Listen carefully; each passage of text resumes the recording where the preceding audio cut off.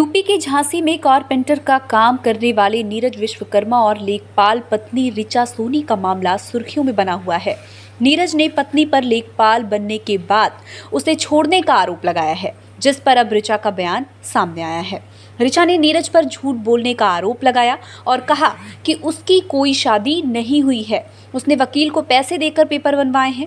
वहीं नीरज विश्वकर्मा ने आरोपों का जवाब देते हुए कहा कि हमारी उससे कोई शादी नहीं हुई है। ऋचा ने ये बात कही है। इसके साथ ही उसने कहा है कि उसने वकील को पैसे देकर फर्जी पेपर बनवाए हैं। ये बात सही है कि उसके साथ हम रिश्ते में थे, लेकिन वो ब्लैकमेल करता था और धमकी देता था, लेकिन जब हम नहीं माने तो उसे हमारे साथ में फ़ोटो वायरल कर दी। नीरज से दोस्ती की वजह से हमारे माता पिता ने हमें समाज में दबाव में घर से निकाल दिया था। उन्होंने कहा था कि कल आइएगा, कल आपका मतलब वो बयान दर्ज किया जाएगा।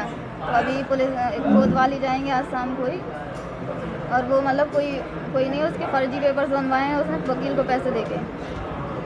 तो उसने कुछ फोटोग्राफ्स मीडिया के सामने दिए जिसमें सिंदूर भर रहा आपकी मांग में। यस सर, जो उसका कहना है कि सखी के अनुमान में आप उससे शादी की।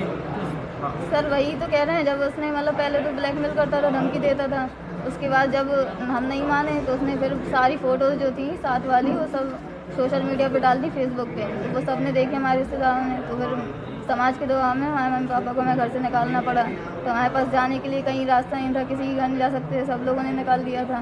तो इसलिए उसके घर चले गए, फिर उसने मतलब ये सब काम कर लिया उस टाइम पे। तो शादी तो आपने रजामंदी से की होगी उसके साथ? सर कोई रजामंदी नहीं थी, ज़बरदस्ती की मजबूरी की शादी थी, कहाँ जाते हम नहीं तो।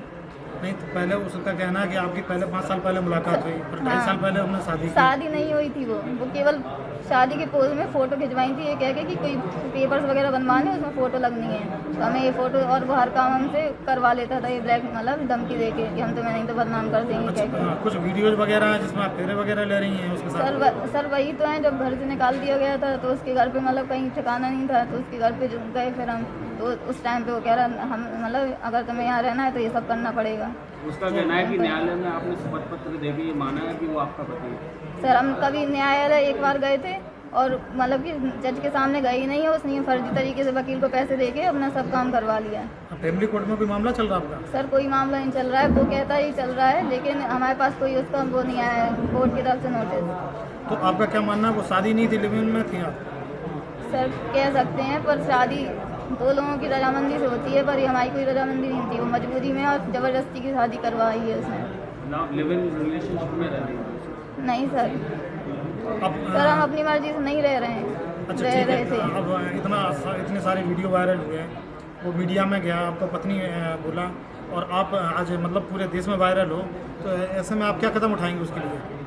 सर हम कल कोतवाली गए थे और आज फिर से जाएंगे, तो वहाँ पर मतलब रिपोर्ट लिखवाएंगे, उनके सामने बयान देंगे, तो पुलिस पर एक्शन लेगी, कानूनी तौर पे हम काम करेंगे, ऐसे किसी को बदनाम नहीं करेंगे। अच्छा, वो ये दावा कर रहा है कि आपकी पढ़ाई लिखाई में नीरज ने बहुत योगदान दिया, वो बढ़ईगिरी का काम करता था।